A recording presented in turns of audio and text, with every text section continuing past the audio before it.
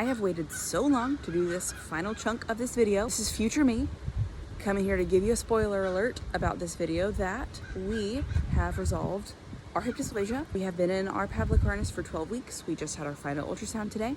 So I am making this video as a whole just to give helpful information, to give helpful day-to-day vlog type videos from our experience with my daughter wearing a Pavlik harness from 3 months to 6 months old. When we first found out we were going to need to wear a Pavlik harness, I was devastated, and I went to YouTube looking for videos, like vlog type videos, and I could not find hardly any. I found one person who had a lot of day-to-day videos of their child in a Pavlik harness, and that was so helpful to me. Watching her videos, that was the first time that I felt a sense of grounding and calm. So I hope that maybe this video can provide the same to you if you are also looking around trying to find some encouragement after getting some bad news about your child having hip dysplasia. And I try to include information about ultrasounds, tips and tricks, mobility, showing you kind of day-to-day life, what it looks like for your baby to be in a harness, that it's really not as bad as it seems. It sucks, but you can do it. Best of luck to you wherever you're at in the journey, and I hope that this is helpful for you. My daughter's face is blurred out in this video, so sorry, it's kind of weird, but the internet, you know. Oh yeah, look at those legs. Those legs are getting their last kicks in. We're at the pediatrician, well, peds ortho, and are anticipating getting a harness at this appointment for some mild hip dysplasia. And she's going to rock it, and those little hips are just going to be so much healthier. And we're sad, and this is hard, but she's a champ. We're gonna do this. Okay, here we go. We're in our Pavlik harness. We have a 4-week ultrasound, and the doctor sounded pretty hopeful that it might, if things look good on that ultrasound, we might not actually have to wear it beyond 4 weeks. And we get to take it off once 1 hour every day, which is an absolute blessing that we can bathe this baby girl. Yeah. Here is our girly girl in her first full day in her harness. She is doing so well. She is. She's a little extra fussy, but honestly not that different. She slept just as well as she has been, which isn't saying much because she's been hitting a sleep regression, but she only woke up twice last night. Yeah, didn't you? Yeah. So she is doing good. She just took her first She just took her first nap in the crib. She stayed in for 25 minutes, and we will take it.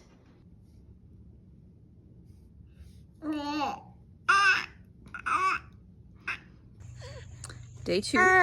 Good news is baby girl slept until 4 a.m. Well, yesterday afternoon, we had the biggest meltdown. I don't know if she was overtired, overstimulated. She just started screaming and didn't stop for like 30 plus minutes. So that was hard. I cried just as much as she did, I think. And it's hard to find positions for feeding and rocking to sleep. So it's like it takes longer to rock her to sleep. I don't know if she's getting filled up as well as normal with her feedings, just because it's hard to find the right position. So there's certainly some challenges, but I'm just embracing that we slept until 4. We have harness covers. There's a lot on Etsy. I like that they, like this kind of rough Velcro spot, I worry that it hurts her skin a little bit, so I like having it on her knees. They also came with shoulder ones. Those felt a little cumbersome up there because like the shoulder area is already so tight. Slept well last night, again, which is amazing. My wrists, my bones hurt. My wrists, the way that I have to like reach around, particularly for naps, to keep her comfortable and get her down for naps is challenging. And my wrists and my back are so sore. Good morning. Oh, I think today is day 5 with our Pavlik harness, and we are outside again because we try to get outside to let Big Brother burn off some steam. And I thought I would show you our other harness covers and our bib. I like this bib because it, like this little triangle shaped bib, because I can tuck it up under her harness. She's picking up and putting her hands in her mouth constantly. So having a bib that you can tuck in the harness, I feel like helps, because without tucking it, she was just getting it all up in her face. Other thoughts are, it is definitely complicated taking care of a almost 3-year-old and a baby in a harness.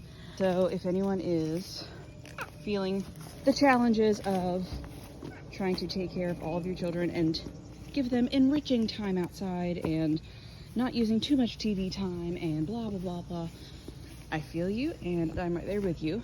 We just do the best that we can. Today is day 8, 1 week down on our harness. And I want to brag on this baby girl. She slept the best that she has ever slept last night. She slept from 8 p.m. to 5 a.m. And that is such a huge relief, because when we first found out we were going to need the harness, she was in a terrible sleep regression, like so bad that I took her to the pediatrician just to check on her ears, like to look for any medical reason that she'd be waking up every single hour all throughout the night. I was so worried. I was like, how much worse can our sleep get with this harness? But I'm very happy to say, honestly, it has not disturbed her sleep. And if anything, she's made sleep strides this past week in the harness. 1 week down, it's been a decent week, you know. Obviously, I don't love the harness. I cannot wait to get out of it. But, you know, we're getting into our stride. Today has been a great morning. Just an encouraging day. That you really do just kind of get into the swing of things with this harness, and it just kind of becomes part of your day-to-day life. So I did start to notice that she had some red marks on the back of her knees from like the back straps of the boot part. So I actually cut the toes off of my own socks. This is the toeway up here, and then down here is where it would go around my ankles. And then here's like the heel. It seems to be working pretty well at kind of giving some protection on the back of her knees. Here we are in our car seat. I was told to just put the car seat on per usual. I didn't get any special instruction. Obviously these pieces are not going to fit down in the hips quite as snug as they typically do without the harness. But yeah, I mean, car seat rides with just the Pavlik, I don't really think is very different. If you have like a rhino brace or a cast or something, obviously that's going to be different and you might need to get a special car seat for it. But for just the harness, fits okay. We just did our harness check-in. It was quick, it was easy. The doctor lengthened our straps. I'm so shocked at how far they got lengthened. This girlie is really growing like a weed. They put little markings, you can't see it, but there's little Sharpie markings on the straps where we need to leave them. And they had to have gotten lengthened like 2 inches. Quick, easy appointment. We have our ultrasound scheduled for 2 weeks from now, and we will see how it looks. Day 21, roughly, 3 weeks, I know that much. And I haven't done an update in a while because there's not much to say. Like we've said, the harness really becomes day-to-day life. There's not much to it at this point. We're just doing the dang thing. I will say, I feel like the first week went by really slow. Like it felt like a whole week. Since then, time has moved faster. We're 3 weeks in already, and now I'm starting to go, oh wow, 3 weeks. We have our ultrasound 1 week away. Hopefully, we will get some good updates. I'm a little nervous about that, but of course I am. We'll see how it goes. Today is day 29. We have our 4-week ultrasound tomorrow to determine the next steps for our harness. I figured I would show what we have been living in. It's the summer and we live in the South, so we have been lucky. We don't have to worry about pants. We just live in these short sleeve button onesies and socks under our boots. These are Big Brother socks and they're nice and tall and they fit great. Because we are allowed 23/7, so we're allowed to come out of our harness once every day, that does give us the luxury of being able to change clothes a little easier.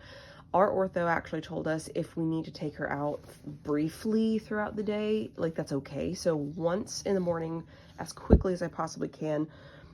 She does sleep in a normal footy pajama, and then in the morning when she wakes up, I will take her out of the booties as quickly as I can and put her into a short sleeve onesie. So obviously if you're 24/7, you don't have that luxury, and you certainly can take this off without removing the full harness. You can undo one strap at a time and get it out from under the harness. If you are 24/7 and can't take the harness off for clothing changes, you can size up in a footy zipper onesie if you're worried about them being cold. You know, so if she's 4 months right now, I would try maybe putting a 6 to 9 month zipper pajama on top of the harness at nighttime to give her some long sleeves and to give her some warmth for sleeping, and just leaving a short sleeve onesie on underneath at night. Our sleep sack is this hip dysplasia sack. The hips are super wide, so it does not restrict the harness whatsoever. We do have the optional swaddle arms. You can, if your baby was little enough, you could put their swaddle arms up into this piece, or like her, she's too big for swaddling at this point, so you can unzip that off and it just acts as a normal sleep sack. I also wanted to show her mobility. When I was first prepping for the harness, I was really worried about mobility. I actually was wanting to ask the doctor about maybe a rhino brace instead of the Pavlik because she's a little older. But I learned through Facebook groups that actually the Pavlik allows for better mobility than the rhino brace does. So as you can see, she's kicking all around. The back straps are not tight. It's better to let baby have passive abduction versus having the straps so tight that it's forced outward. It's better for their hips to just let the straps be kind of loose and let them passively abduct out. So, you know, she has a lot of mobility should she want it. Other thoughts and tips that I have learned along the way for diaper changes. A really good tip is get, you know, some of your socks or an older sibling socks to put on top of the booties while you're doing diaper changes to prevent anything from getting on the boots. To be honest, I don't really do this. I just go rogue, but it's a good idea. It's not the best idea to pull up at the ankle. So what I have been doing is wiping the front and then kind of grabbing under her hips and lifting up, or grabbing up underneath her back and lifting her booty up to wipe her bottom and clean on the back side. It's not that tricky once you get it figured out. I have also seen suggestions to size up your diaper. Their hips are a little more wide and they might need a little extra length to get your diaper hooked on up here. Other things that I have heard along the way, some people say if your baby's having trouble sleeping, that you can put a rolled up towel under their knees. This is not something that I personally wanted to try, just for Sid's risk. You know, you're not supposed to have anything loose in the crib, and it just wasn't worth the risk for me. Let's see, other tips and tricks. If your baby is 24/7 wear, take bath supplies to your appointment, and if there is an opportunity to give them a bath while they're out of their harness at their appointments, give them a quick little soap wipe down while you can. Another question that I had for our doctor was, are we allowed to use seats like this that are a little scooped? Our doctor said yes, it's perfectly fine as long as their knees are still able to go out, which obviously hers are. We would love to be a playmat girly. She just doesn't love a playmat that much, so we sit in these a lot. A playmat certainly is a wonderful place to place your baby for their hips, but these chairs look okay. Our doctor said they're totally fine. We just got home from our first ultrasound since putting the Pavlik harness on. We have had improvements, which is great. We will still be in the harness for a few more weeks, which is kind of a bummer. Our doctor mentioned that, you know, we could come out at 4 weeks if things looked good. That felt a little too good to be true, especially knowing that a lot of physicians will keep babies in their harnesses 6 weeks minimum, no matter what. Before I go into our numbers, let's just do a rundown here of ultrasounds and what we are really even looking at on ultrasounds. So one really important number to understand is called the alpha angle. In hip dysplasia, the hip socket is often, you have the socket and then you have the femoral head, so ball and socket joint. In hip dysplasia, the socket is often too shallow, so you want a nice rounded socket. In hip dysplasia, it's not rounded enough, it's too shallow. And so an alpha angle is a number that helps you kind of understand how deep or shallow your socket is. An alpha angle above 60 is good. And then another number to understand is your femoral head coverage. Sounds a little easier. It's a percentage. 50% or greater femoral head coverage is good. The higher the percentage, the more of that ball is covered within the socket. Other things to consider and look for on your ultrasounds is words like subluxation, dislocation. Some babies have completely dislocated hips. Some babies have hips that will dislocate upon manipulation, upon stress. So our initial ultrasound at 6 weeks old, our alpha angles were in the 40s and 50s. Our femoral head coverage was 30s maybe percent. And we did have some subluxation, which for a newborn, that's not too surprising because their ligaments are very loose, to make it out of the birth canal. And with all the mom's hormones, your ligaments might just be a little more loose.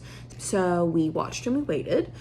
And on our 13-week ultrasound, we had improved.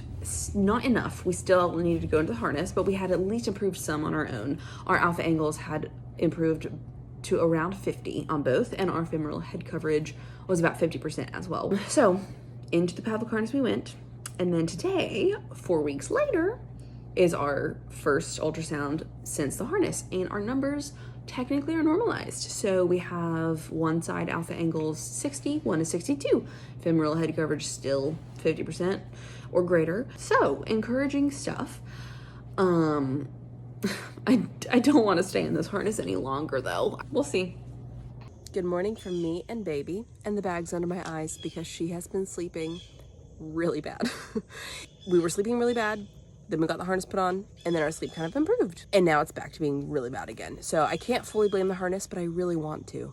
Even though there's so many other factors. There's her teeth. We're 4 months now, so, the classic 4-month sleep regression.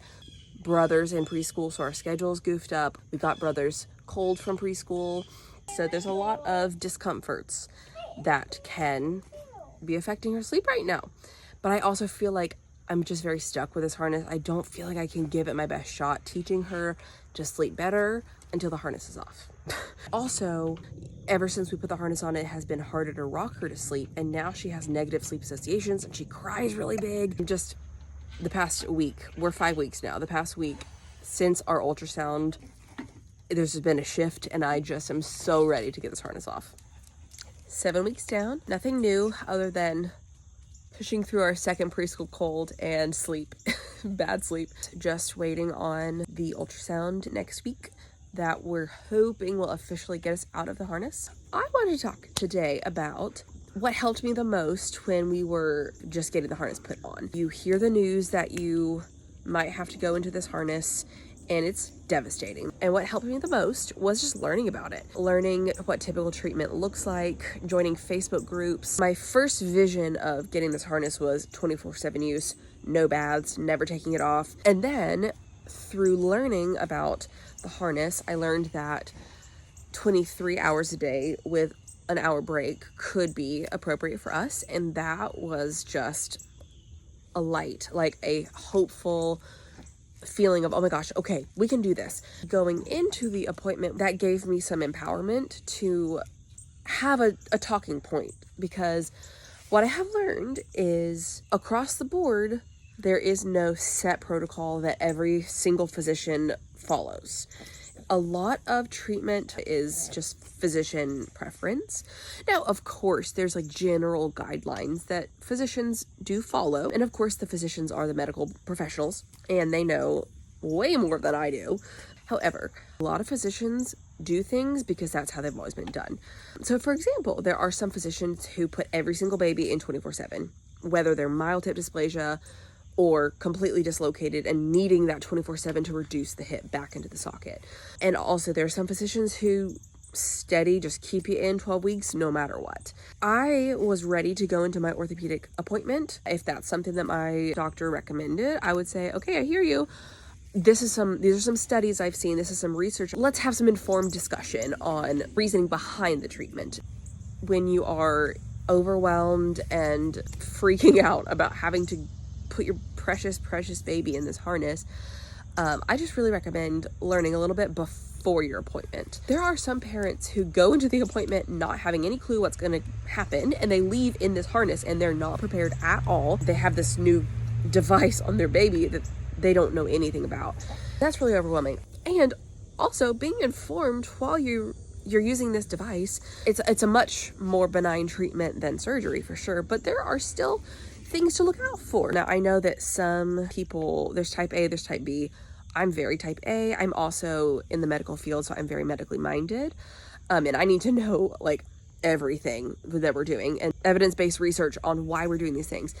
Some people, it's too much. Like that's overwhelming. It's anxiety inducing to try to learn these things, and they just have to sit back and trust their doctor, which is important to do. And if you don't trust your doctor, get a second opinion, question like, why don't I trust my doctor? Is it me? Is it them? But I recommend learning a little bit before your ortho appointment. Get all your ducks in a row before the harness goes on, so when you get home it's as seamless as possible. And that helped out so much. Joining Facebook groups is also very helpful. You can ask questions to parents who have gone through this. You can see posts from other parents, learn some stuff that you didn't know, just have general support. I will say, the one thing about Facebook groups is typically the babies who have success, their parents are not posting. You know, they may post a time or two, their babies get out of their harness, they move on.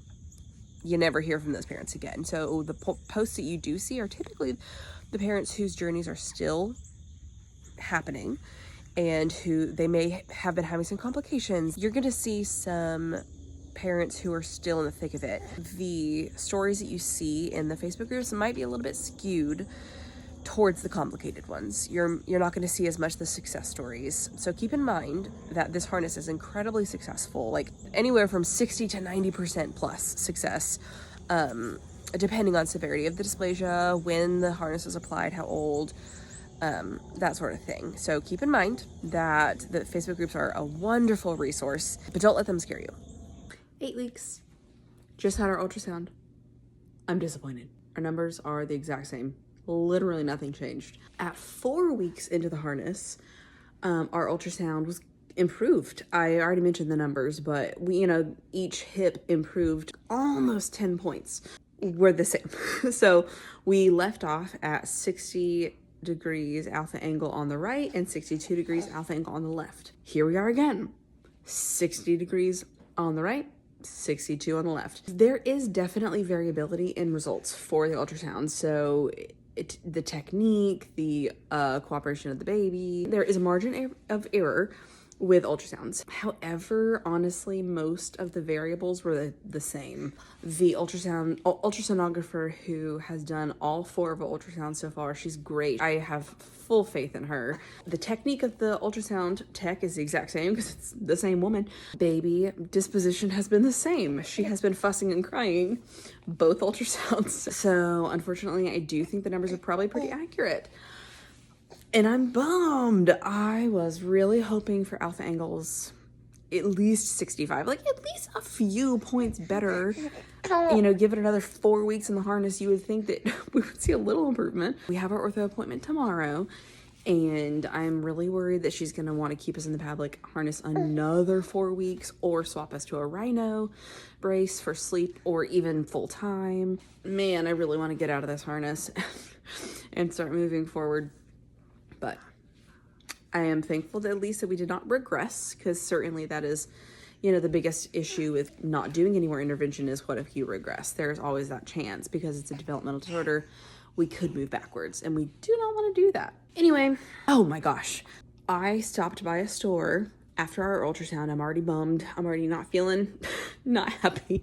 And I get asked by the employee who's helping me in the store. He looks at her, he points at her, and he says, "What's wrong with her?" I fully welcome your questions. I'm very happy to tell you about what this Pavlik harness is. I'm happy to tell you about hip dysplasia. Perhaps if you would ask it like, may I ask what she's wearing? Or may I ask what's going on here? I would love to tell you thanks for asking, because I know you're noticing. But if you could not ask me what's wrong with her, that would be great. And of course, like, he caught me at a bad time. If my numbers had come back gorgeous, I would have been like, nothing's wrong with her now. Let me tell you, the harness has done great. But he asked that question at a horrible time, because I'm like, there's nothing wrong with my baby. But at the same time, we're going through a thing. Just maybe don't ask anyone what's wrong with their baby. If you're curious, questions are welcome. But like, let's be gentle and thoughtful with our questions. Okay, we just had our follow-up doctor's appointment for that ultrasound.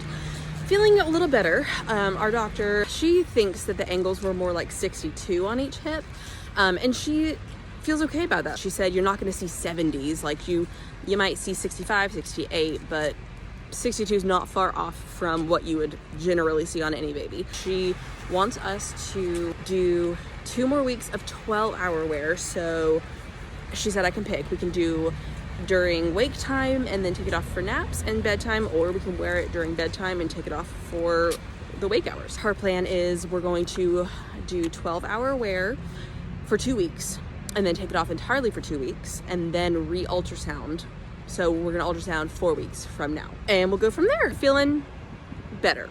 I feel good about our game plan. Last night was our final night, hopefully for forever, but at least for the next 2 weeks in our harness. Let's see if we get a nice stretch. Oh yeah, stretching girl.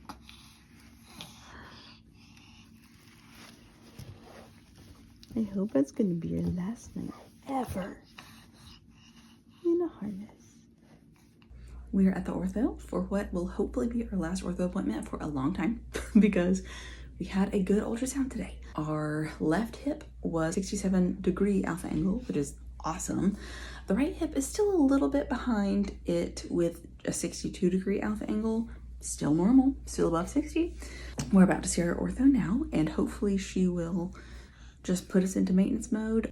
And I'm excited. I am ready to be on to the next phase. I'm wearing the cutest shirt today. This is from an Instagram account called Milestones in Motherhood, and she just came out with this merch with all of these very, very special babies. There's not a Pavlik harness on here, but there's a little rhino brace baby right there. And of course I had to get it for my little hip dysplasia baby. We're in maintenance mode. So we will return in 6 months for an x-ray. Ultrasounds are used typically up until about 6 months old, but once the baby's bones start to ossify, so when they turn from cartilage to hard bone, ultrasounds don't work as well anymore, and x-rays are the best imaging to check those hips out. Yay! We have nothing to do for 6 months. And she said if that x-ray is just spectacular, we could not x-ray for another 1 to 2 years. If it's borderline, we could x-ray a little sooner than that. For now, we're gonna do a whole lot of nothing at all and enjoy our time out of our brace. The last 4 weeks have honestly been like lovely because we were just in 12 hours for 2 weeks and then out entirely for 2 weeks. 12 hours a day, like just putting it on for sleep basically was really nice because just having baby out of that harness, our milestones, our mobility skyrocketed. Like within a week, she started rolling and sitting up independently. Like, well, okay, no, within 4 weeks, she's now sitting up completely independently on her own and rolling, like immediately started rolling when she finally got the time to be out of her harness. So I guess this is gonna be my final video. I don't know what to do with myself. It feels very surreal. Like it feels very hard to believe that we're done because we're not done. You know, we're still gonna have to do x-rays every so often just to be sure that things are still developing adequately. But today we are going to embrace that we did it. We freaking did it. Like trying to think back to like where I was 3 months ago and how terrified I was about this. But we did it. So that's great.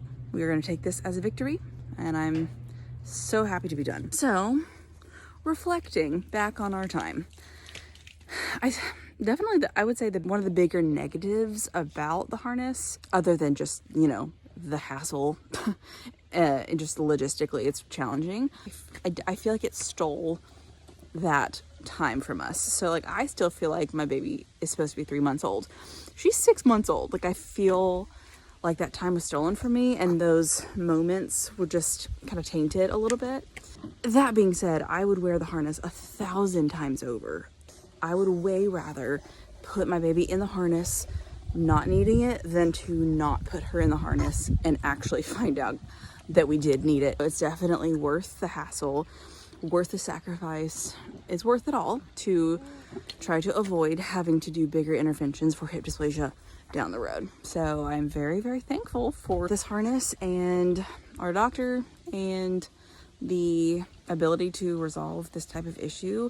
You sacrifice a few months when they're babies for years and years and years of healthy mobility and sports and running and them not having pain, all the good things that will come because we wore that harness and we did that sacrifice. So happy to be on the other side and so hyped to just like be normal and do normal things. Maybe in 6 months when I get our x-ray done, perhaps I will update the description of this video just to keep you updated on how things are looking long term. But I wish you the best if you are doing a Pavlik harness with your baby or any type of anything with hip dysplasia for your baby. Best of luck to you. You got this.